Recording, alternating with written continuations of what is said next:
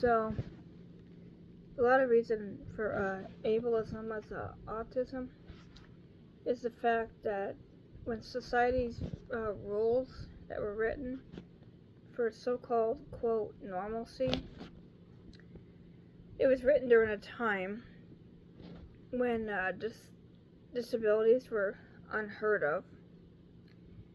And during that time, when they were discovered, like with autism and cerebral palsy, etc., the disabled people were institutionalized because they didn't feel at the time, as being society, didn't feel they should have been allowed in the outside world. However, it was because of parents like Temple Grandin's mom, Eustacia Cutler. She refused to institutionalize Temple because she knew she could help Temple be the best she could be. And because of her efforts in refusing to give up on Temple, despite her father, Mr. Grandin, who did not like Temple because she was disabled, he cannot stand her, and it eventually led to Eustacia and him divorcing. But it's because of Eustacia's efforts and all the work she put in helping Temple be independent that Temple Grandin became a famous animal rights activist, and she developed a humane system for cattle at meat processing facilities from the time that they are slaughtered to butchered and everything. When they do die, they're put out in a way that's humane, and she made sure their last moments were humane instead of them feeling tortured before they take the steps to slaughter them.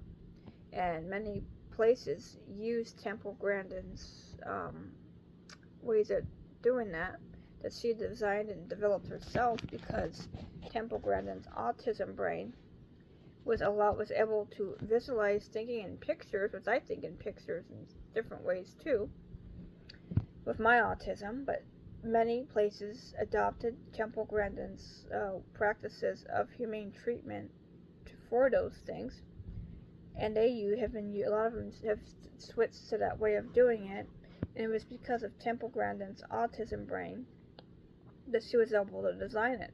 It was something that a neurotypical could never design. And I personally think, as a long-time victim of ableism, because all through school I was bullied and treated badly just because I was different and for being myself, I personally think that society's rules need to be rewritten to accommodate the disabled people and people that are different, because I think that current societal expectations, they're too much geared towards neurotypical people, and I personally think we need to rewrite them to maximize the potential for inclusion.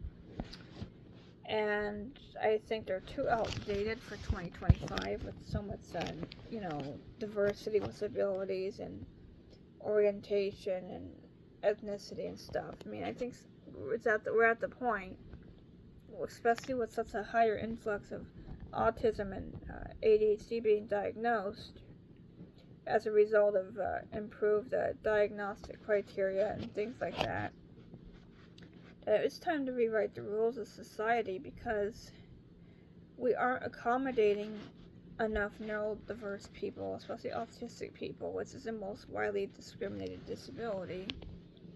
And quite frankly, I think we're making too many of us accommodate those around them instead of trying to make them accommodate them. And I personally think if the rules of society were rewritten, but we kept the core expectations of etiquette, like in terms of being polite and stuff, but allowed as for accessibility, like, because a lot of neurodiverse people have to use phones and stuff to communicate or self-regulate. And then, some you can't tell if they have screen addiction, but there are some people like myself that truly need that to function. But I personally think if we rewrote that, it would make people less judgmental. You know, there'd still be some judgmental people, but it would be where people would stop being so judgmental. Because I think many of us are, especially the ones that are not understanding or accepting, they may be too stuck in the old ways, or or may have not been educated in a way that they can understand. Quite frankly, I think the whole society will need to be reformed, but keep the expectations there that everybody should follow in terms of manners and treating people with respect, and all that.